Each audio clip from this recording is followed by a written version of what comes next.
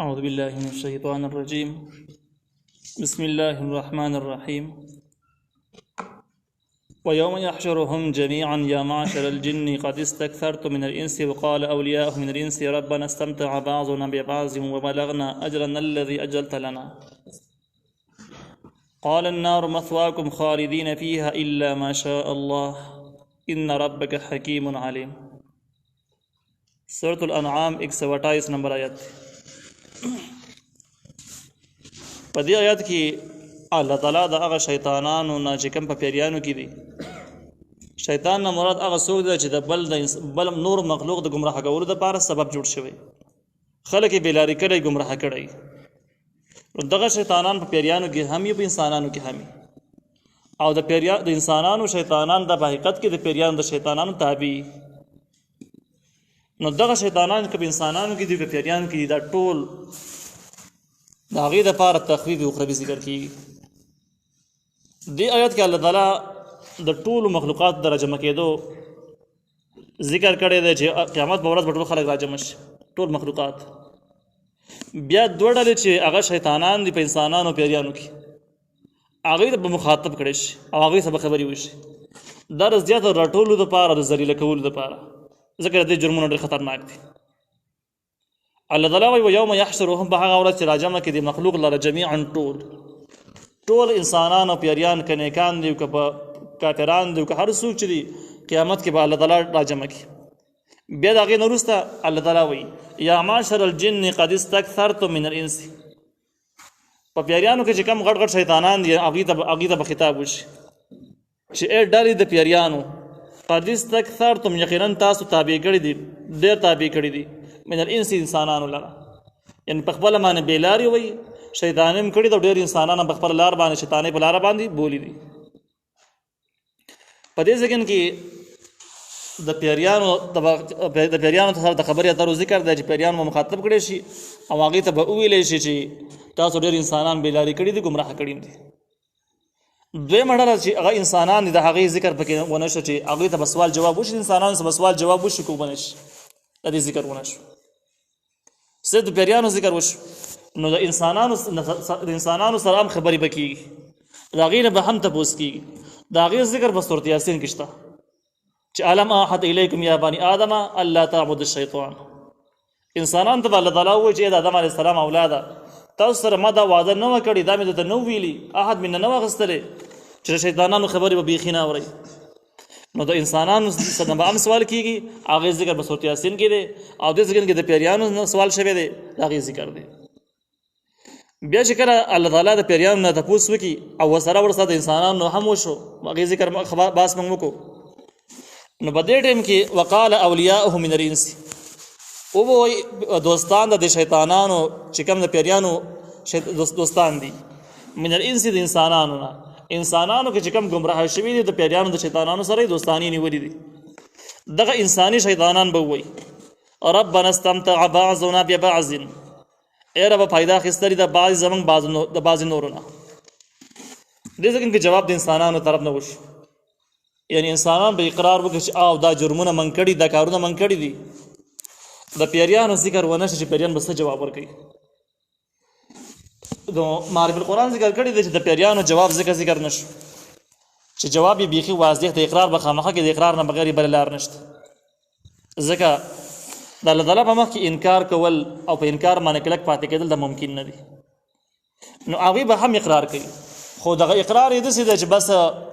ډېر به ورته ګراني، ځکه جرم یې خطرناک دی. نو د اقرار به یې داسې دی چې په مشکله باندې به ترې راوځي، د یو ساعته پورې به خاموش شي، البه هم نه وي. دې ذکر کې د انسانانو اقرار د چې انسان به خپل اقرار کوي چې یاره موږ داسې کړي وو چې په دنیا کې چې کله اوسېدلو نو موږ د پیریانو نه پیدې حاصلولې، هغې به موږ له کارونه کول، او موږ پیریانو له بیرته کارونه کول، یو بل ته هم پیدې ورکولې په کفر کې او په بېدینۍ کې. او د قیامت د منکر و قیامت اخر راورسېدو او اوس دغه حال دی زموږ. نو انسانان به اقرار وکړي. د پیریانو د اقرار ذکر ونه شو، هغې بحث مخکې موږ وکړو. خو د دې سره قرآن دا هم ذکر کړي دی چې کله الله تعالی دا خلک مخاطب کړي، دا مخلوق شیطانان د انسانانو د پیریانو نه، نو دا به قسمونه خوري چې والله ما كنا مشرکین، قسم په الله چې موږ شرک نه دی کړی، منکر به دې ذکر کې چې اقرار وکړي د دې دوه منځ کې تضاد نشته تضاد ځکه نشته چې د دې وضاحت قرآن په نور ذکر کې کړی دی هغه داسې دی چې کله دا مخلوق الله را جمع کړي او دوی نه اقرار اخلي چې تاسو جرمونه کړي دي که نه دي کړي څه دپاره مې دنیا ته لېږلي وای نو دوی به سوچه منکر شي چې موږ نه شرک کړلی نه کفر کړلی د اسلام نه یو خبر نو سورت یاسین کې الله وایي چې الیوم نختم علی افواههم د دې په خولو باندې موږ مهر ولګو خولې به بندې شي خبرې به نه شي کولی او دغه شان ده کې د دوی لاسونه خپې به خبرې شروع کړي اقرار به شروع کړي سترګې به اقرار شروع کړي دغه شان ده کې قرآن بل ځای کې وایي چې یومئذ تحدث اخبارها ځمکه به قصه شروع کړي په کومه ځمکه باندې چې جرم کړی هغه به ګواه له راشي ګواه به شروع کړي چې کله دا مرحلې په انسانانو باندې تېرې شي انسانانو ته پته ولګي پیریانو ته پته ولګي چې د خبرې د پټولو د انکار کولو صورت پاتې نه شو څه پیدا نشته د هغې نه بعد به اقرار شروع کړي نو دې ځکه کې د اقرار دا به وروسته کوي دې نه مخکې به دوی منکرېږي هم الله تعالی وایي وقال اولیاؤهم ووایي دوستان د شیطانانو من الانس د انسانانو نه انسانانو کې ګمراه شوي خلک چې د شیطانانو سره دوستانې وي د پیریانو والا سره او د هغې په وجه باندې ګمراه شوي نو دوی به خپل اقرار را شروع کړي ربنا استمتع بعضنا ببعض چې ای ربه زمونږه پیدا اخیستلي وه بعض زمونږ د بعضې نورو نه یعنې موږ د پیریانو نه پیدا اخیستل له پیریانو زمونږ نه پیدا اخیستل اوس انسانان د پیریانو نه څنګه پیدا حاصلوي امام ابن تیمیه رحمه الله د دې ډېرې زیاتې مرحلې ذکر کړي ده چې انسان د شیطان نه پیدا څنګه اخلي یوه طریقه یې دا ده مخکیني جهالت په زمانه کې چې کله به خلکو سفر کاوه او جاهلانو د اسلام سره اشنایي نه وه یو بیابان ته به ورسېدل نو دغه بیابان د پیري د یو پیري نوم بیا واخیسته چې د پلانکي پیري په نوم باندې زه دلته پناه غواړم هغه ته پته ولګېده چې دا خلک زما دومره احترام کوي زما په نوم پناه غواړي الله تعالی مې پرېښود زما نوم یاد نه خو کافران دي نو هغې به خپل کشران ته وویل چې بس اوس دې ته څه ونه وایي دا په امن دلته پاتې شي شپه به وکړي د الله نوم پرېښودل او د پیري په نوم باندې پناه اخیستل د یقینا شرک او د هغې په عوض کې به پیریان داسې وکړه چې خپله ملګرو ته بیا وویل چې بس ورته مه وایي نو هغې به بېرته دغه فایده ورسوله دې نه علاوه پیریان ډېر زیات دي په دنیا کې هر ځای کې شته په هوا کې الوځي نو د یو ځای نه بل ځای ته خبر په سکندونو کې خبر وړی شي خبر وړي کوم چې نجومیان او کاهنان جادوګر خلک دي نو هغوی ته دې طریقه باندې فایده اخلي چې د یو ځای معلومات پرې راوړي معلومات پرې حاصل کړي نو هغې نه بعد هغه معلومات د خلکو ته بیان کړي د هغې په مقابله کې ډېرې پیسې واخلي چېرې ما تعالی داسې معلومات راوړي دي او معلومات شیطانانو راوړي شیطانان خو په هوا کې الوځي او یو بل سره میلاویږي هغوی خو څه ذهني او خبرېږي سترګې لري دماغ هم لري نو په دې طریقه باندې دوی خبر معلوم کړي هغه خبر بیا خلکو ته وړاندې کړي هغې خبره پیش کول په وجه باندې ډېرې پیسې حاصلې کړي بیا د دنیا ساده خلک هغې ته بزرګ وایي چې دا بزرګ و ځکه چې د غیب پته ورته ولګېدله نو د بزرګۍ نوم پرې ولګي او بیا خلک راځي هغې ته ډېرې زیاتې پیسې وله ورکوي او ډېر احترام یې کوي حالانکې هغه مسلمان هم نه وي مسلمانۍ نه پسې هم ورخوي دا هغه فایدې دي چې انسان یې د پیري نه حاصلوي شیطان نه حاصلوي د شیطان چې کوم دی دا بېرته د پیري نه د انسان نه پیدا رسي حاصلوي چې د شیطان مشن دا د خلک ګمراه کول بېلارې کول او د آدم علیه السلام د اولاد سره په ښه دښمني کول نو چې کله انسان ګمراه شي بېلارې شي نو شیطان ډېر سخت خوشحاله او هغه ته فایده حاصله شوه بس دغه مشن چې کوم دی هغه کامیاب شو سر ته ورسېد دغې نه علاوه چې کوم دی معرف القرآن ذکر کړي دي چې کله مشرک چې کوم دی شرک وکړي نو به د خپل شرک کې هغه یو خوند حاصل کړي کله انسان د شرک نه متاثر وي او بیا شرکي کار کوي نو به د خپل شرکي کارونو کې هغه ته یو لذت خوند غونته کې معلومېږي دغه شان دی کې د شیطان په وینا چې څوک مشرک کېږي شیطان په دې باندې خوشحالېږي چې زما خبره یې واورېدله دغه دواړه صورتونه د دې دي چې دغه ربنا استمتع بعضنا ببعض دا د مستاق شو چې رب زمونږ بعضې ملګرو د بعضې نورو د فایدې حاصلې کړي دغه فایدې دي چې شیطانان انسانان او پیریان د یو بل نه حاصلوي نو دغه فایدې موږ حاصلې کړلې اسلام او شریعت هم پرېښودو تر دې حده پورې چې د قیامت نه مکې منکر شو د ګناهونو باندې ډاډه شو وبلغنا اجلنا الذي اجلت لنا نو راورسېده موږ ته نیټه خپله هغه چې تا مقرر کړې وه زموږ دپاره د دې نیټې نه مراد قیامت دی چې قیامت نه موږ منکر او قیامت هم راورسېدو د دې غونډ بیان خلاصه دا شوله چې د انسانانو پیریان به اقرار وکړي چې او دا جرمونه دنیا کې موږ کړي دي موږ د قیامت نه منکر او قیامت دا راورسېدو قال النار مسواکم الله به ورته وایي چې اور ستاسو ځای دی ستاسو د دواړو انسانانو د پیریانو د دواړو ځای اور دی جهنم دی خالدین فیها همیشه به دې اور کې نه به دا اور مري نه به دا انسان مري نه به ترې راوځي ایسته پکې الا ما شاء الله مگر هغه چې الله یو غواړي څه مطلب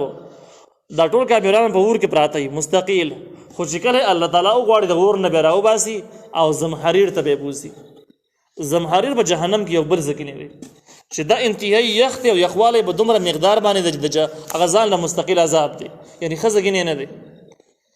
او دا په ځینو روایاتو کې دا شته دی چې کله جهنمیان به اور کې تنګ شي نو الله تعالی ته مسوال وکړي چې د اور نه موږ باسه یو بل ځای کې ته بوځه هلته بل ځای کې عذاب راکړه الله تعالی پر جهنمیانو سوال هم واوري ته اور نه به وباسي زمهریر ته به بوځي زمهریر عذاب دومره سخت دی یخوالی سزا دومره سخته ده چې دوی به بیا وایي چې دلته کې دونه خفه یو او دومره تنګ یو چې د دې نه خو اسرې لمبې ښې وي بیا به اور ته راشي اور کې بیا وخت نه تېرېږي بیا به زمهریر ته لاړ شي داسې ځي راځي به او سختې به پې تېرېږي بله لاره به نه نو الا ماشاء الله کې هغې ته اشاره ده چې الله یې کله وغواړي نو اور نه به زمهریر ته بوځي او زمهریر ګورې ښځه نه هغه ځان له مستقل د اور په شان ته کې عذاب دی دویم خبر پکې دا ده چې د ماشاء الله مطلب دا ده چې کله الله وغواړي نو الله به د جهنم نه راوباسي خو د نورو روایتو نه معلومېږي چې الله یې غواړي نو جهنم نه راوباسي نه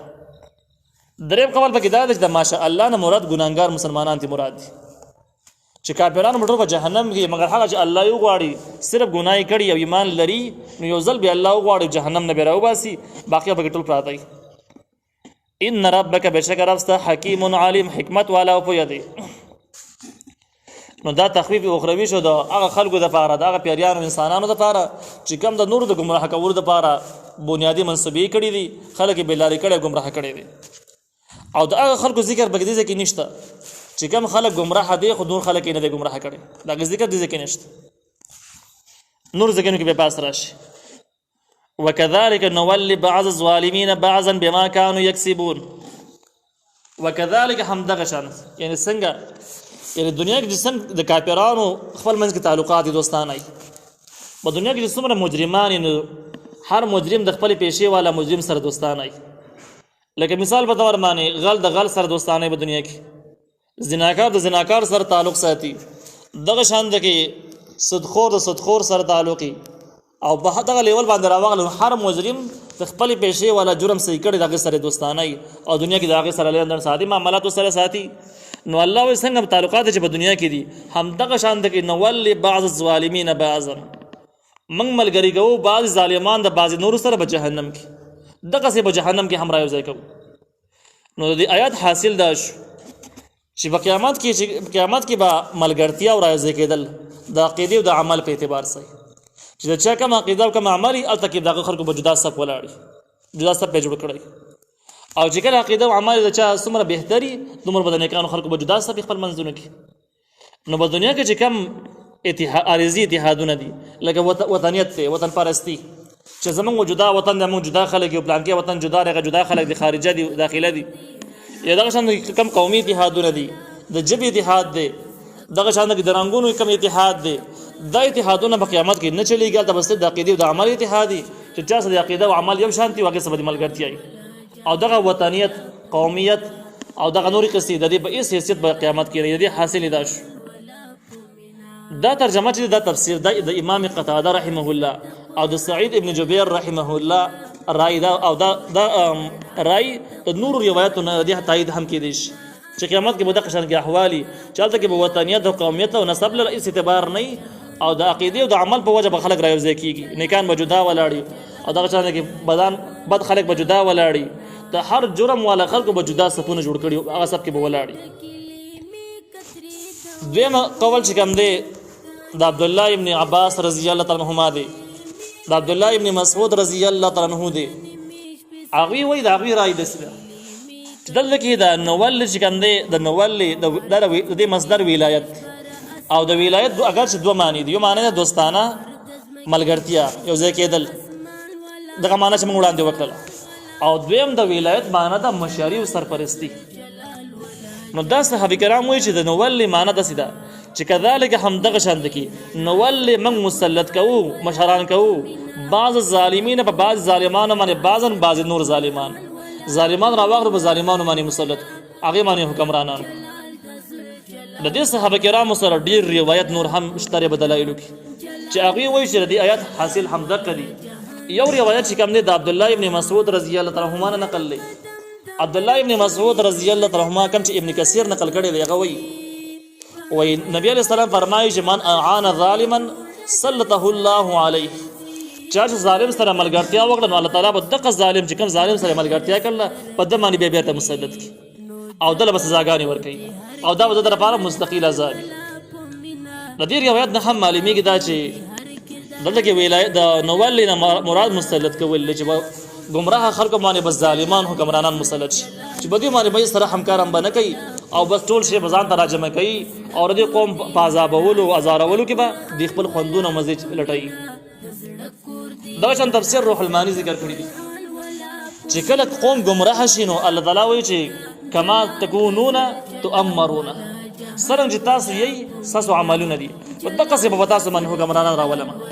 چې د قوم اکثریت ګمراه او بېدین او بېلاري نو دغه شان حکمرانان به دې باندې مسلط کېږي او دغه شان کارونه به دې سره کوي. دا به طور د عذاب باندې چې د الله تعالی هغه عذابونه د حکمران په لاس باندې خلکو ته وسکلی شي. دا یاد لرئ چې د حکمران باطلو حکمرانان یو قسم عذاب دی یو قسم امتحان، په دې کې فرق شته. عذاب هغه دی چې کله په قوم باندې مسلط شي نو قوم ډېر سخت تنګي، اطمینان او سکون یې نه راځي، بیخي وارخطایي ورته. یو هغه دی چې دغه خلک چې په قوم باندې مسلط شي نو قوم مطمئن او سکون لري او دغه کړاوونه او دردونه برداشت کوي خو دې پکې مطمئن. لکه د دې مثالونه دا حجاج بن یوسف حکومت ته وګورئ چې ډېر زیات صحابه کرام شهیدان کړه، په صحابه کرام باندې مسلط شهیدان کړي دي خو صحابه کرامو نه وارخطایي کړله، نه بې اطمینانه شوي دي، نه خپل هدف او خپل مشن پرېښودلی. معلومیږي دا چې حجاج بن یوسف دا د خلکو دپاره امتحان عذاب نه و. او دویم چې کوم دی نو دا چې کله عذاب صورت شي نو عذاب به داسې دیول باندې چې په دې کې قوم وارخطایي، بې اطمینانه، بې سکونه او دوی د خپل در نه معلومیږي چې دا سزا موږ په څه شي کې تېروو، ولې موږ ته دا عذابونه میلاویږي، د کم طرف نه میلاویږي او چې دا کم عذابونه چې موږ تېروو نو دې په انجام صحیح نو دی پکې مکمل ورخطایي. ځکه د خپل حق پرستي نه ده معلومه، دی خو دې باندې پوهېږي چې زه په حق باندې هم نه یم، دا ماته عذاب میلاویږي. او در صحابه کرامو کوم تاریخ چې هغه په دې باندې پوهېدل چې موږ په حق باندې که موږ مړه شو شهیدان یو، که موږ چړېږو نو ګناهونه هم کمیږي، درجات هم بلندېږي، قیامت مرتبې او د قیامت حیثیتونه مخکې را روان دي، هغه ته اطمینان موجود و. خو چې کله قوم ګمراه وي بېلارې عذاب پې مسلط شي هغوی خو دا عقیده نه لري چې دا کوم کړاوونه زه تېروم نه دې به ثواب میلاویږي، ځکه صحیح ثواب به ته میلاو شي، د څه شي کړاوونه تېروي، د کوم دین دپاره قرباني کړې ده، د دین سره وفاداري کړې ده چې د هغې په عوض کې دې تکلیف تېروي او د هغې په وجه باندې به د ثواب میلاوي، دا نه میلاوي. نو د دې حاصل دا شو چې دویمه معنا چې کوم دغه صحابه نقل کړې ده نو وایي چې نولي بعض الظالمین بعضا، موږ مشتران کوو بعض ظالمان په بعضې نورو باندې چې د قوم اکثریت ظالمان او ګمراهي الله تعالی به ظالمان حکمران راولي په مسلط بما كانوا يكسبون، بسبب د هغه چې دوی کړي دي ډېرې نافرمانۍ ګناهونه کړي دي د هغې په وجه به ظالمان مسلط شوي دي او دوی هغه ژوند او سکون او اطمینان ختم کړی دی. نو دا په دې صورت کې عذاب شو. د دې تاییدونه ما تاسو ته احادیثو نه وویل، دا دواړه مضمونونه په خپل ځای باندې بیخي صحیح دي. یعنې که داسې شي چې په قیامت کې د ګمراهانو خپل صفونه د هر جرم والا خلکو خپل صفونه، دا مضمون هم نور روایتونه معلوم دی او دا یقیني مضمون دا هم ټیک دی. او که داسې شي چې په ګمراهانو باندې الله تعالی ظالمان مسلط کوي، په ظالمان مسلط کوي، دا مضمون هم ټیک دی، د ډېرو روایتونو تایید کېږي. نو دا به اعتبار د اکثریت سره داسې کېږي چې کله قوم اکثریت ګمراه وي داسې کېږي او چې اکثریت دیندار وي نو بیا ښه حکمران په هغې باندې مسلط کېږي. نو چې کله ظالم مسلط شي دا معنی به نه چې په دې قوم کې څوک دیندار هم نشته، داسې معنی نه ده، بلکې اکثریت باطل دی. او چې کله یو ښه حکمران راغی نو دې دا معنی نه ده چې ټول خلک دینداره شوي دي، بلکې بدن کافران هم موجود دي، خو معنی به دا چې اکثریت د قوم په الحال دینداره دی. الله تعالی و یا معشر الجن والانس الم یاتکم رسل منکم، ای ډلې د پیریانو د انسانانو قیامت احوال دی چې کله جهنم سزا ورته واورولې شو جهنم ته اچولی کېږي، الله تعالی به ورته وایي ای ډلې د پیریانو د انسانانو الم یاتکم رسل منکم، آیا نو راغلي تاسو ته پیغمبران منکم ستاسو نه یقصون علیکم چې بیان کړي به تاسو ته آیات زما آیاتونه، آسماني دین او شریعت درښودلی وې، د قیامت احوال یې درښودلي وې، داسې پیغمبران تاسو ته نو راغلي. وینذرونکم او تاسو یې راولي وې لقاء یومکم، ته ملاقات د دې ورځې ستاسو چې قیامت دی دې نه یې راولي وې او دې لپاره به ټیم مله تیاری کړی وې. قالو دی به وایي شهدنا علی انفسنا، مونږ ګواهي کوو په خپلو ځانونو باندې، انده کارونه پیغمبران هم راغلي دي دغه ویناګانې مونږ ته کړي دي خو د دې باوجود موږ منلي نه دي الله تعالی وجه بیانوي چې په دې وجه نه دي منلي وغرتهم الحیات الدنیا په دوکه کې اچولي دي لاره ژوند د دنیا د دې خیال دا و چې دنیایي خواهشات او مزي او دنیاوي سامانونه راجمع کول دا ژوند غټ هدف او غټ مقصد اخرت کې یو کنه هغه اعتبار نشته دا دوی خیال او ټول نظر یې په دنیا باندې او ترقی پسند خلکو نو بده وجه باندې د دې عذاب سره مخامخ شو وشهدوا دی بغوايي وکي علی انفسهم خپل ځانونو باندې انهم كانوا کافرین چې یقینا دوی کافرانو خپل کفر اقرار بدی وکي